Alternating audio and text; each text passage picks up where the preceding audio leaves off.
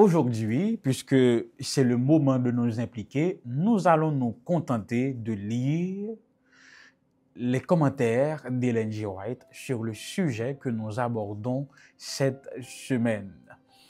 S'impliquer, et le sous-titre c'est des moments sacrés. Moi, invité nous gagnons aux oreilles attentives pour entendre des lectures imparfaites que je fait de commentaires Ellen G. White là. Chaque matin et chaque soir, quand les prêtres entraient dans le lieu saint, à l'heure de l'encens, l'un d'eux offrait sur l'autel du parvis le sacrifice quotidien.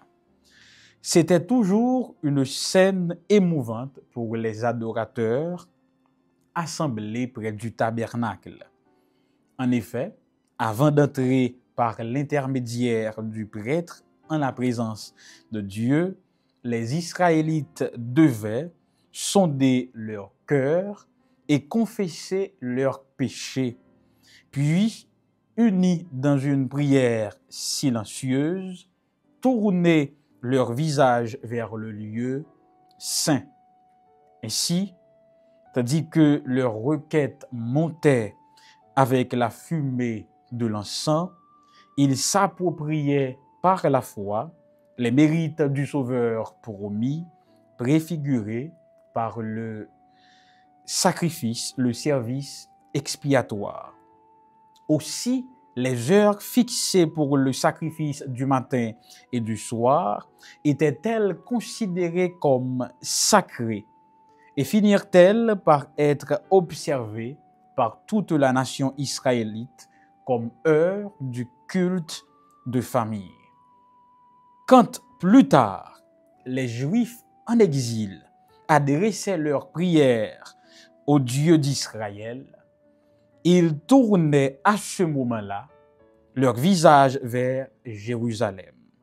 Les chrétiens doivent trouver là l'exemple du culte de famille du matin et du soir. Si une répétition machinale de dévotion exempte de tout esprit d'adoration déplaît au Seigneur, il voit en revanche avec plaisir ceux qui l'aiment, s'incliner matin et soir pour lui demander le pardon de leurs péchés et réclamer les bénédictions dont ils ont besoin. Ce qu'il y avait de plus important dans les services quotidiens, c'était les sacrifices individuels. Le pécheur repentant amenait son offrande à la porte du tabernacle et plaçant sa main sur la tête de la victime, il lui transmettait symboliquement ses péchés qu'il confessait.